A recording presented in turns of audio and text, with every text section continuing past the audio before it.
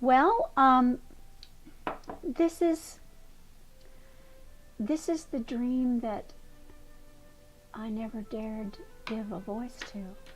Um, I've always sewn and sketched and had these little outbursts, and I make things for people I love, always have. I fell in love with pottery when I was in high school, and I actually had an exhibit, and I had a knack for it then, and had hoped to go to college and study art, but circumstances didn't really lend themselves to that. And then at I don't know, I guess about 40-ish, it really started to hit me hard that I wanted to do this again. I took a couple of ceramics courses and saved up a little money and bought myself a wheel and a kiln and got a little shop going, and so it was good. And anyway, all along I continued to work in the semiconductor business. I had gone in about 10-year intervals.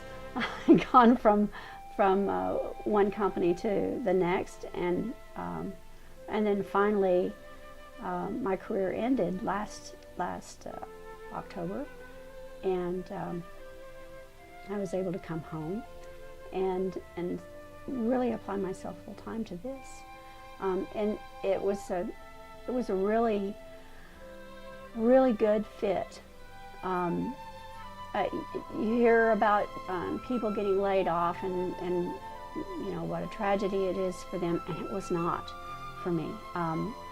I had a feeling that it was coming because of you work in a business long enough, you see things come and go, and you recognize business patterns, and you know that at some point you need to be prepared. You cannot assume that you're just going to work until you die. So I did prepare myself in terms of putting things in place for the business and for my home life. And so when it came, it was the perfect thing at the perfect time. And so here we are. The first thing that influenced me to dive was a trip I took to Acapulco when I was like 19 or 20 years old. Scratched up my money and went with a bunch of girlfriends. And there was one of these discover diving kind of things where they took you and they put you in the water and you're under 30 feet. And it was shabby equipment. It was just, shabby all the way around. But they had these little sponges. There were these electric purple sponges. I'd never seen anything like it. And of course, the aquatic life too. Very, very colorful. But those sponges really blew my mind. And I had to do that again. There are a couple of visually significant moments that I can remember. Every time I dive, it's like that. That's why I do it. The physical experience, and it's such an eyeful. But two particular examples that I can give you. One is cenote diving in the Riviera Maya down past Cancun. The salt water and the aquifer water blend. There is a line that you can see. If you're below and you're looking up, you can see it looks like you're looking at the surface when what you're looking at is the halocline, or the demarcation between the salt water below and the fresh water above. And it's really cool. The second example, also in an enclosed space, is a deep dive called Devil's Throat in Cozumel, and it is a coral swim through. that goes like almost straight down, and you go through this coral tunnel that has all of these red branches of sponges kind of poking in. That's what I call it, Devil's Throat, because it looks like you're going down somebody's throat. But it's an eyeful. So I really love diving. The sense of wonder and peace, the sense of being neutrally buoyant in the water, it's like you're flying. And the most amazing, awesome things happen. I've had a manta ray swim up to me, the size of this room, swim up to me and tilt and show me his tummy. And we swam together. What a wonder. So that's why water inspires me, is the wonder of it. And the physical wonder and of course, the intellectual wonder. You don't know what you're going to see. It's amazing. It's for me, it's really more of a kind of a gestalt, just an overall impression. I know that I cannot match what nature provides below the surface. It's not going to happen.